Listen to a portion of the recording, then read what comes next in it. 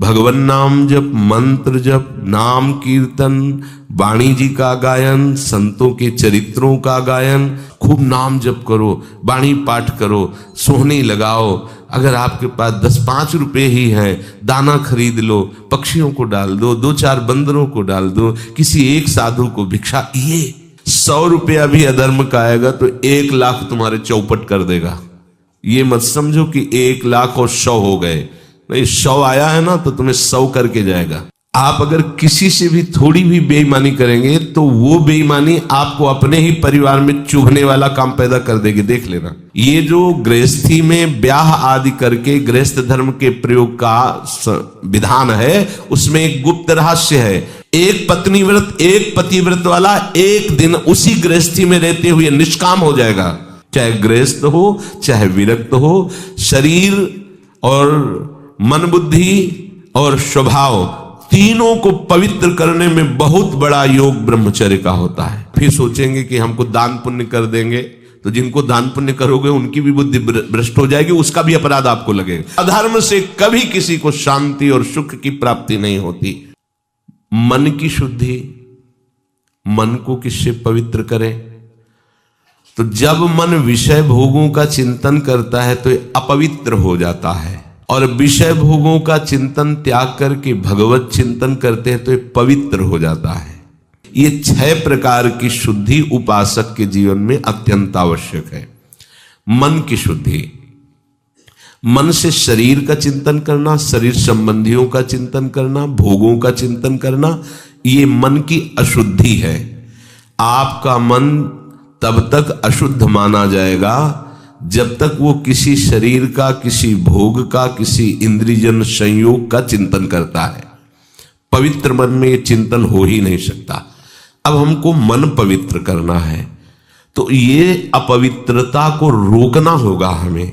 ये जो अपवित्रता चिंतन के द्वारा हम अंदर अपने मन में डालते हैं, भोगों का चिंतन, शरीरों का चिंतन, राग द्वेष का चिंतन, ये हमारे मन को अपवित्र करती है। और मन जब तक पवित्र नहीं होगा तब तक प्रियालाल में नहीं लगेगा। मन की अपवित्रता हर समय हमको जलाती रहती है और मन की पवित्रता हर समय शीतलता प्रदान करती है। और भगवत चरणारविंद की प्रीति निर्मल मन में उदय होती है। निर्मल मन, पवित्र मन। तो हमें भगवत चिंतन करके इसको पवित्र करना है, मन को। निरंतर भगवत चिंतन, विषय चिंतन न होने पावे, शरीर चिंतन, शरीर संबंधी चिंतन, ये छोड़ना होगा। भगवत प्राप्ति करनी है तो अपने प्राण प्यारे युगल सरकार का नाम रूप लीला धाम, उनके प्रेमी जन, इन्हीं का चिंतन हो तो मन शुद्ध हो जाता है। दूसरा, वाणी की शुद्धि। जो उपासक वाणी से लीला गायन करता है, नाम जप करता है, नाम गायन करता है, भक्तों के चरित्रों का गायन करता है और मधुर भाषण करता है, ये सेवक जी का आदेश है। किसी से भी संभाषण करें तो रुक्ष भाव नहीं होना चाहिए, परुख वचन नहीं होने चाहिए। परुख वचन कबहू न कहे, ऐसे मनो पूछत रीति भभूकत धावत, मतलब उसको पश्चाताप हो कि मैंने इससे क्यों बात कर लिया। वो खुद दुखी है और अपने को भी दुख पहुंचे, ऐसा संभाषण कभी नहीं करना चाहिए। हंस बोले बहुमान दे। किसी से भी बात करें तो ऐसा लगना चाहिए कि हम किसी वैष्णव से बात की है, उसको लगना चाहिए कि हम भगवत पार्षद से बात, श्री जी के निज जनों से हमने बात की, उसका हृदय शीतल होना चाहिए। बार बार उसको अहो भाग्य, मुझे इनसे संभाषण करने का सौभाग्य मिला। वाणी में कर्कशता, परुखता, असत्यता, ये वाणी की अपवित्रता है। संसार की वार्ता, भोगों की वार्ता, नाना प्रकार के प्रपंच की वार्ता, ये वाणी की अपवित्रता है। भगवन नाम जप, मंत्र जप, नाम कीर्तन, वाणी जी का गायन, संतों के चरित्रों का गायन, ये या प्रभु के विषय में परस्पर चर्चा, ये वाणी की पवित्रता है। मन की पवित्रता और वाणी की पवित्रता। फिर अन्न की पवित्रता। तो अन्न शुद्धि गृहस्थों के लिए अपनी धर्म के द्वारा कमाई का ही प्रयोग करें, अपनी कमाई का।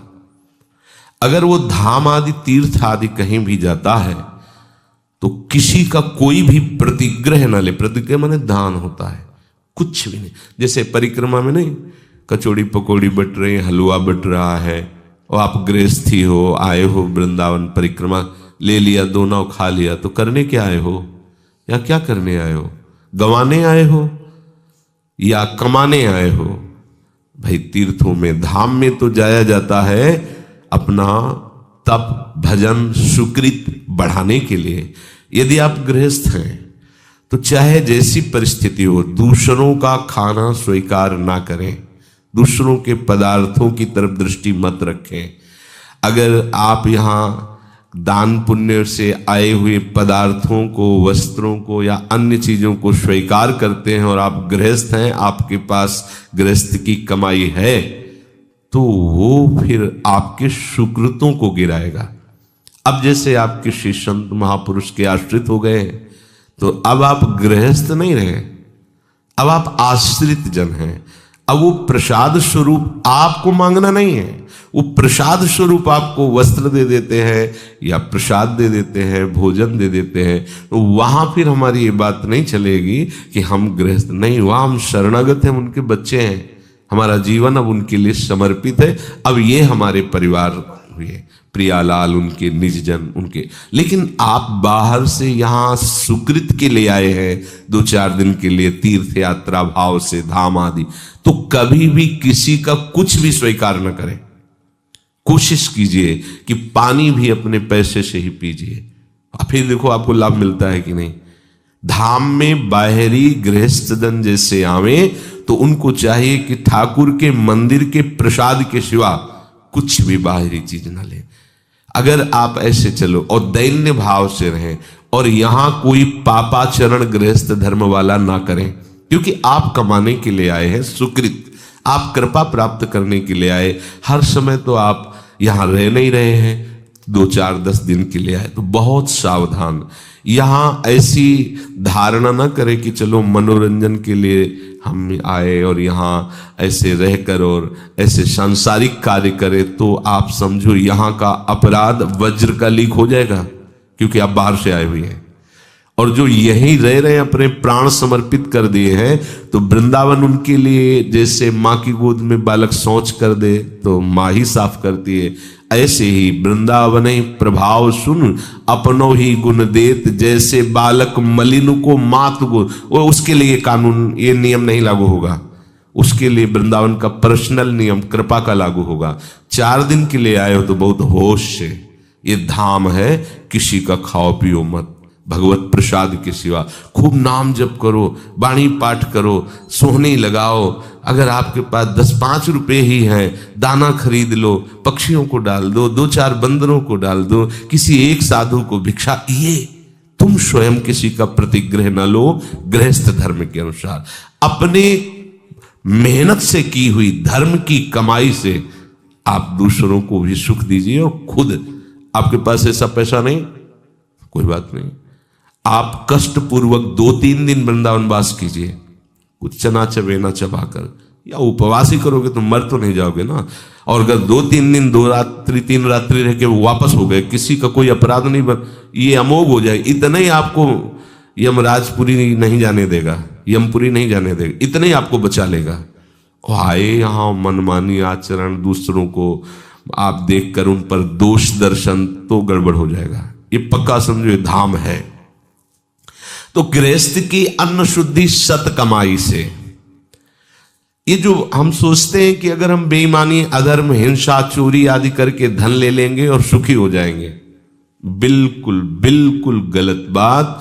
ये सोच ही आपका नाश कर देगी, ये सोच ही आपको जीवन भर अशांति प्रदान करेगी। एक घटना बताते हैं। एक गरीब घर की लड़की दूसरों के घर में पोछा लगाने की उसको सेवा मिली। धनी मानी लोग ऐसे रख लेते हैं, तो वो पूरे घर को अब पोछा लगाना, सफाई करना, तो सब धीरे धीरे जब कई वर्ष पुराना कोई सेवक हो जाता है तो उससे छुपाव खत्म हो जाता है। वो अलमारियों को देखा कि बहुत स्वर्ण है, पैसा ऐसा, और उसने किसी पुरुष से मित्रता कर ली। और उस पुरुष ने कहा कि हम तुम्हें ब्याह करके बहुत अच्छी व्यवस्था में रखेंगे, पर इतना धन हम कहां से लाएंगे।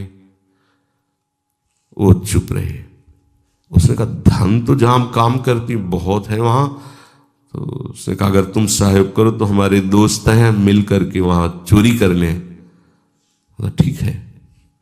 समय निश्चित हो गया, क्योंकि वो अधिक समय सेवा में रहती तो सबको पता है कब कौन कहां कैसे, पूरा पक्का करके, और चोरों को अंदर खोल करके, उसका मित्र भी और उसके वो 4 चोर भी उसके साथ अंदर गए। उन लोगों ने छीना झपटी करते समय पत्नी की हत्या, पति की हत्या, और छोटा बालक था 8 वर्ष का, वो चुपचाप अलमारी में छुप गया जाके। अब वो जो सेविका लड़की थी उसने कहा आपने तो केवल चोरी की बात की थी, ये बात हम नहीं बर्दाश्त करते, हमारे तुमने मालिक को मार दिया। हम सोचती थी पैसा चुरा लोगे, भाग चलेंगे, अपना घर गृहस्थी बसाएंगे, शांति से रहेंगे, अधर्म करके शांति से रहेगा। अच्छा, अब उन चारों को ये भय सता गया कि ये कहीं सरकार को सूचित न कर दे, पुलिस आदि को। तो जो उसका मित्र था उसको गाड़ी में बैठा लिया, अब यहां रहना ठीक नहीं है, चलो। और रास्ते में अपने मित्रों से कहा हमारा हिस्सा दीजिए और लड़की को ले जाइए। उन लोगों ने लड़की के साथ गलत किया, उसे मार डाला। इसके बाद जब घर में ये बात खुली तो बच्चे ने सब बता दी, वो काम करने वाले, उसकी भी जब 100 मिली तो वो जानकारी की। चारों वो जेल गए, लड़की की मृत्यु हुई। कौन शांति से रह पाया? अधर्म के द्वारा कोई शांति से रह पाता है? नाश, केवल नाश। सच्ची मानिएगा, केवल नाश। शब्द याद कर लो। 100 रुपया भी अधर्म का आएगा तो 1 लाख तुम्हारे चौपट कर देगा। ये मत समझो कि 1 लाख और 100 हो गए, नहीं, 100 आया है ना तो तुम्हें 100 करके जाएगा, तुम्हें श्मशान बना देगा। पहले के लोग डरते थे, हमने गांव में देखा है, जैसे भूल से उनके पास 10 रुपया गिनती में ज्यादा आ गए तो कहते थे पानी तभी पिएंगे जब 10 वापस करे आएंगे। उनके पास जाते हो, राम राम भैया, ये तुम्हारे 10 रुपया ज्यादा गिनती में आ गए। वो ईमान के कारण नहीं, उनको पता है अधर्म का 10 है हमारे ऊपर, कोई न कोई बवाल खड़ा कर देगा। और आज अपने लोगों की बुद्धि ऐसी मलिन होती जा रही कि चाहे जैसे रुपए आवे, आना चाहिए तो आएगा, तो पर लेके जाएगा पूरे परिवार को अशांत, पूरे जीवन भर। अब वो चारों पूरे जीवन भर जेल में सड़ेंगे। वो मर गई, दुर्गति को प्राप्त होगी, क्योंकि असत क्रिया, असत धारणा, असत चिंतन। किसी को भी अधर्म के पैसे से सुख नहीं मिलता, अच्छे से समझ लो। अधर्म की चेष्टा तुम्हें कभी शांति प्रदान नहीं कर सकती। लगेगा जरूर कि आप अधर्म का पक्ष लेने के कारण महात्मा भीष्म को देख लो, ऐसे महात्मा भगवान के विपक्ष में खड़ा होना पड़ा। अधर्म के कारण ही सभा में उत्तर नहीं दे पाए थे द्रौपदी जी को। अधर्म के कारण ही महात्मा द्रोण का गला काटा गया। वो स्वयं में अधर्म नहीं कर रहे थे, लेकिन अधर्म का पक्ष लिए हुए थे। अधर्म के कारण ही महात्मा अश्वत्थामा को आज भी भटकना पड़ रहा है। अधर्म के कारण ही ये बड़े बड़े पवित्र बुद्धि वाले भी विपक्ष में भगवान के हो गए। अधर्म बड़ा ही कड़वा है, वो किसी को भी गिरा सकता है। पर आजकल अपने लोग केवल धन पर लक्ष्य रखने वाले, हम ये समझते हैं कि जैसे भी धन आ जाए बस हम सुखी हो जाएंगे। पर भूल है, जो आपके पास धर्म का नमक रोटी हो और खाओ तो देखो परिवार स्वस्थ रहेगा, आप शांत रहोगे, आपके हृदय में ऐसा एक बल रहेगा। धर्मो रक्षति रक्षतः, धर्म स्वयं आपकी रक्षा कर लेगा। एक बल रहेगा। धर्मात्मा पुरुष के पास एक धर्म का बल होता है, और अधर्मी बलहीन होता है। बाहर का वो नाटक बल का करता है, वो घमंड दिखाता है, लेकिन आंतरिक बलहीन होता है। तो गृहस्थ की अन्न की शुद्धि तभी मानी जाती जब धर्म की कमाई से। अगर आप 8 घंटे के पैसे लेते हैं तो 8 घंटे 10 मिनट मेहनत कीजिए। 8 घंटे में 10 मिनट कमी पे छुट्टी की चाह मत कीजिए, खूब मेहनत कीजिए। अगर आप उसके पैसे लेते हैं तो वैसा आप सच्ची समझ लो, आप अगर किसी से भी थोड़ी भी बेईमानी करेंगे तो वो बेईमानी आपको अपने ही परिवार में चुभने वाला काम पैदा कर देगी। देख लेना, पुत्र अगर सही मार्ग से चलता है तो पिता का हृदय शीतल होता है। अधर्म की कमाई की तो पहले वही बुद्धि बिगाड़ी जाएगी जिनको देख कर आप जलो, जिनके मोह में आपने अधर्म किया वही तुम्हें ऐसा दुख देंगे कि तुम्हें एक ही उपाय केवल दिखाई देगा कि बस मृत्यु ही सही उपाय है। अब क्या करें, पत्नी अनुकूल नहीं, पुत्र प्रतिकूल जा रहा है, सारा का सारा कमाया हुआ हमारा धन व्यर्थ जा रहा है, जिनको मैं सुखी करना चाहता था वो दुख के मार्ग में जा रहे। अधर्म कभी किसी को शांति प्रदान नहीं कर सकता, ये ध्यान रखिए। धर्मात्मा पुरुष का कभी कोई बाल बांका नहीं कर सकता। 5 थे, 5 के 5 सुरक्षित रहे, और वो कितने थे 100, सांप के सांप मरे, सबका सब। अधर्म का नाश निश्चित है। थोड़े दिन के लिए फूल जाओ, थोड़े दिन के लिए फूल लो, आपको लगेगा कि बहुत बढ़िया चल रहा है, लेकिन उसका परिणाम आपके लिए हानिकारक होगा। भजन करने वाले गृहस्थ को पवित्र कमाई पर ध्यान देना चाहिए। पवित्र अन्न जो अपनी मेहनत की कमाई का, वो आपको भजन कराएगा। बेईमानी, बेविचार, हिंसा, चोरी, द्वेष, इससे आप कितना कमा लो, आपके पुत्रों में ही ऐसा झगड़ा पैदा हो जाएगा कि तुम भोजन पा करके भी अशांति से जलते रहोगे। एसी में बैठोगे, हृदय तुम्हारा जलता रहेगा। और अगर आप धर्म से चलोगे तो माना कि आपके घर में सही कपड़े नहीं, एसी नहीं, पंखा, आप बिना पंखा के भी सो जाओगे, क्योंकि हृदय में शांति है, चैन है। चौथा है हस्त शुद्धि, हाथ की शुद्धि। इन हाथों से किसी को कष्ट देना, इन हाथों से चोरी करना, इन हाथों से गंदे आचरणों में प्रयोग करना, ये हाथों की अपवित्रता होती है। इन हाथों से दूसरों का मंगल करने के लिए, भगवत सेवा के लिए या संत सेवा के लिए ये जो हाथ उठते हैं, ये पवित्रता होती है, हस्त पवित्रता होती है। जितना भागवतिक कर्म करोगे या भगवत भाव से किसी की भी सेवा करोगे तो आपके हाथ, सेवा से हाथ पवित्र होते हैं। किसी भी जीव की सेवा, भगवत भाव से की हुई सेवा भगवान की प्राप्ति करा देती है। किसी भी जीव की सेवा आप भगवत भाव से कर सकते हो, क्योंकि सब जगह भगवान विराजमान है। जब इन हाथों से गंदे आचरण करते हो, गंदी क्रियाएं, हिंसा, चोरी आदि, जो तुम्हारे हाथ अपवित्र हो जाते हैं। और जब आप भगवत सेवा, साधु सेवा, धर्म पूर्वक चेष्टाएं, तो आपके हाथ पवित्र। हस्त शुद्धि। फिर कच्छ शुद्धि, ये बहुत आवश्यक है, जिसका कोई परिचय भी नहीं जानना चाहता। नरसिंह मेहता जी कह रहे हैं, काछ बाछ मन निश्चल राखे, धनी धनी जननी तेरी रे, भड़ नरसैया दर्शन पावा। बोले बड़े भाग्य हैं जो मुझे ऐसे महात्मा, ऐसे महापुरुष के, ऐसे भागवत के दर्शन हो जाए, जो काछ वाच मन निश्चल राखे, जो आराध्य देव में मन निश्चल रखा, वाणी को सदैव शासन में रखा और जनेन्द्री को शासन में। काछ, कच्छ देश को पवित्र रखना। कच्छ शुद्धि अर्थात शुद्ध ब्रह्मचर्य, वीर की पवित्रता, जनेन्द्री की पवित्रता अत्यंत आवश्यक है, चाहे गृहस्थ हो चाहे विरक्त हो। यदि आपकी जनेन्द्री पवित्र है तो आपके पितरों को पिंडदान करने का अधिकारी पुत्र पैदा होगा। यदि जनेन्द्री ही पवित्र नहीं है तो वर्ण संकर के द्वारा पितरों को पिंडदान नहीं होता है, वो केवल नाटक होता है। जनेन्द्री की शुद्धि अत्यंत आवश्यक है, चाहे गृहस्थ हो, चाहे विरक्त हो, चाहे स्त्री हो, चाहे पुरुष हो। इस पर कोई विचार ही नहीं करता है।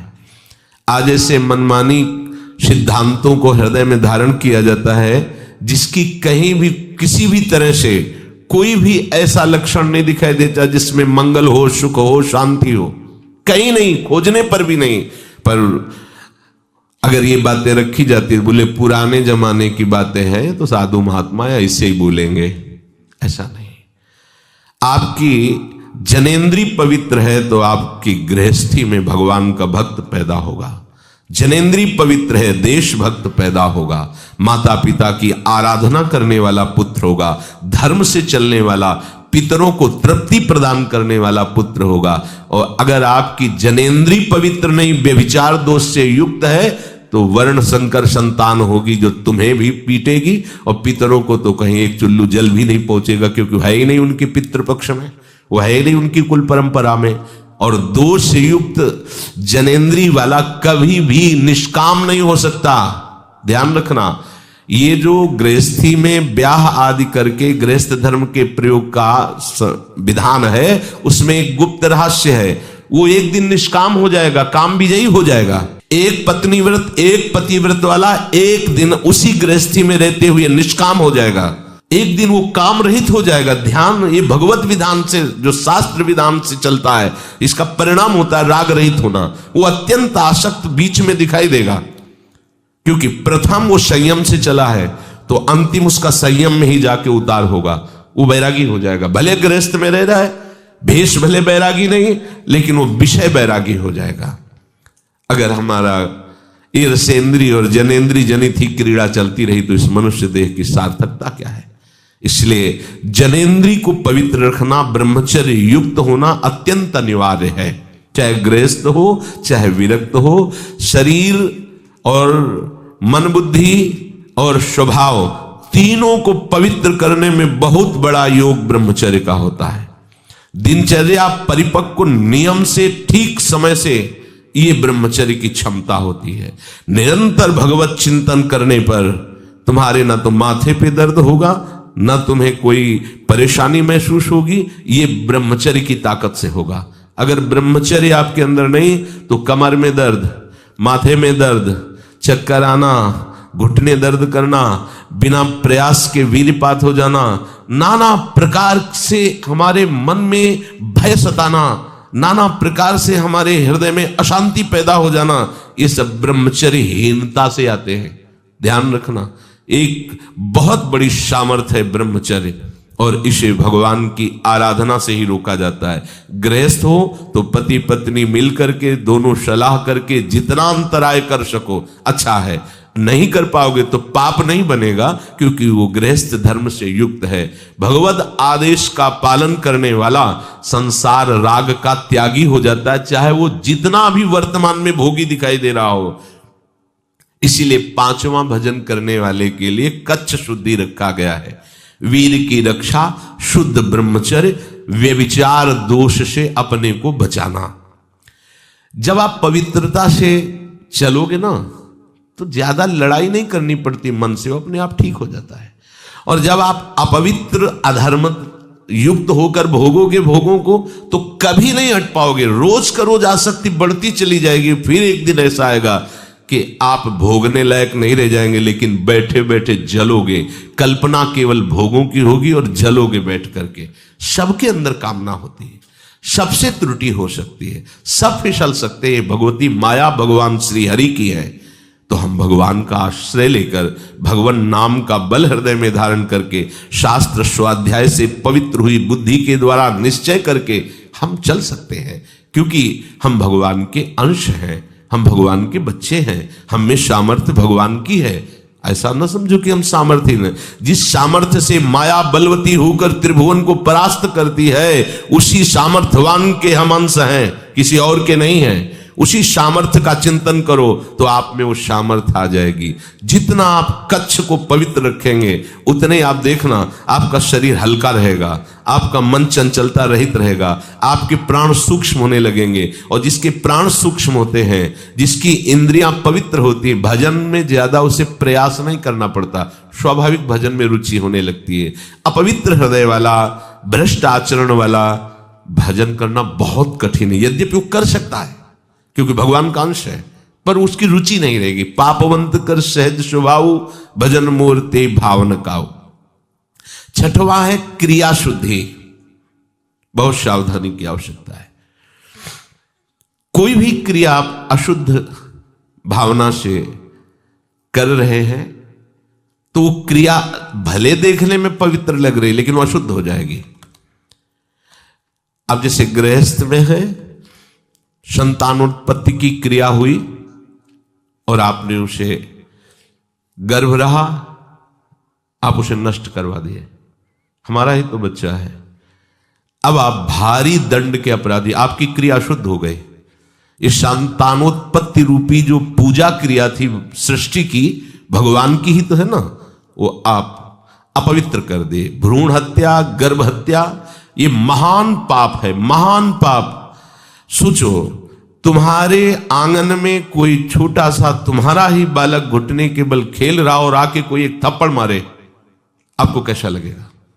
आपके प्राण व्याकुल हो जाएंगे, मेरे बच्चे को और तुम वही अपने उदर रूपी आंगन में खेलते हुए उस नन्हे से शिशु को, जो अभी किसी भी तरह से अपनी रक्षा नहीं कर सकता, केवल तुम्हारे आश्रित है, तुमसे पोषित है, तुम उसे मरवा देते हो, नष्ट कर देते हो, उसकी हत्या करवा देते हो। ये काम तो पहले राक्षसी वृत्ति वाले राक्षसनियां करती थी, जो बिल्कुल जिनकी बुद्धि आसुरी प्रवृत्ति में होती थी। वो अपने बच्चों को भी भूख में खा डालती थी, जैसे सांपनी अपने बच्चों को खा जाती है। अब आप अपने को क्या बोलेंगी? मां कहने की अधिकारिणी हैं आप। अपने गर्भ में पलते हुए भ्रूण को, शिशु को आप नष्ट कर देती हैं, तो आप मां हैं? शास्त्र तो कहता है कुपुत्रो जायते क्वचिदपि कुमाता न भवति। पुत्र तो कुपुत्र सुना है, लेकिन मां कभी कुमाता नहीं सुनी। वो अपने दिल को भी दे सकती है। अगर ऐसा उत्तर आवे डॉक्टर का कि कोई इसे दिल दे दे तो बच सकता है, तो मां पहले बोलेगी कि अगर मेरा बालक बच जाए तो मेरा दिल उसमें डाल दो, मैं तो हो गई, ये सुखी रहे। ऐसा मां का हृदय होता है। वही मां आज इस बल पर उतर गई अधर्म की आचरण में कि अपने गर्भस्थ शिशु की हत्या कर दी। इससे माना ही नहीं जाता कि मैं कोई अपराध कर रही हूं। ये निश्चित समझो बहुत बड़ी दुर्गति का कारण होता है। ये जो संतानोत्पत्ति की पवित्र क्रिया को अपवित्र कर दिया जाता है।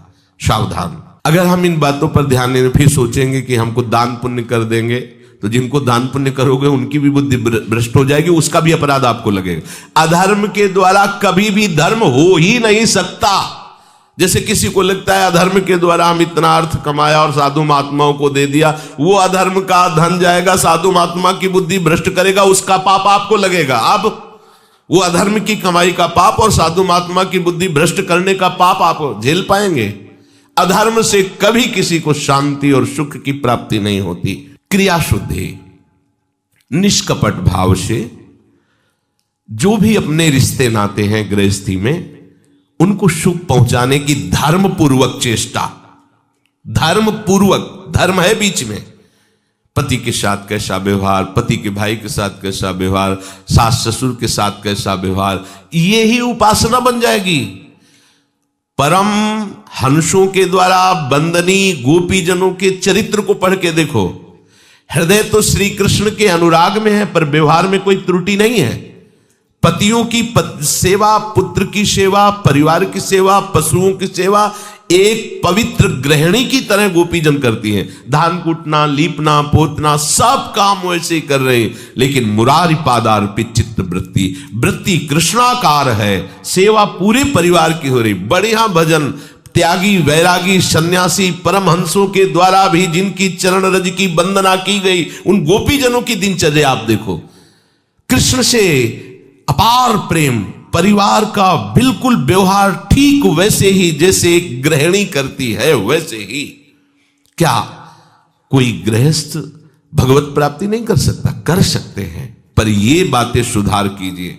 अगर आप ऐसी गलतियां करते रहेंगे, आप अपनी इंद्रियों को संयम में नहीं रखेंगे, व्यभिचार दोष से युक्त रहेंगे, रसेंद्री को संयम में नहीं रखेंगे, जो मनाया सो खा पी लिया, लोभ को संयम नहीं रखेंगे, जैसे वैसे आवे धन उसको हम संग्रह करें, उससे भोग नहीं चल पाएगा, आपकी दुर्गति हो जाएगी। क्रिया शुद्धि, साधु बहुत सोच समझ करके हर क्रिया करो।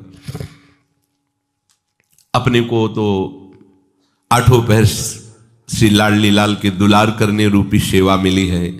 यहां तो क्रिया योग का शब्द ही नहीं, तो सेवा है। हां, अपने शरीर का जो हम पोषण करते हैं वो सेवा का पात्र है, ये भावना आपको बनानी है। जैसे हम सेवा के पात्र को बहुत संभाल कर और पूज्य भाव से रखते हैं, ऐसे शरीर को रखें। इस श्री जी की सेवा का पात्र है, ये हमारे भोग का विषय नहीं है। इस श्री जी की सेवा का पात्र, आठों पहर सेवा, आपका सब शुद्ध हो जाएगा, मन भी शुद्ध हो जाएगा, चित्त भी शुद्ध हो जाएगा, स्वभाव भी शुद्ध हो जाएगा, शरीर भी शुद्ध हो जाएगा, अन्य कुछ करने की जरूरत नहीं पड़ेगी। तो जिससे आत्माराम महापुरुष जन आनंदित हुए हैं, ऐसे मार्ग का अनुसरण करे तो उसका सर्वांग शुद्धिकरण होता है। जैसे अभी वर्णन किया गया, मन शुद्धि, वाणी शुद्धि, अन्न शुद्धि, हस्त शुद्धि, कच्छ शुद्धि और क्रिया शुद्धि।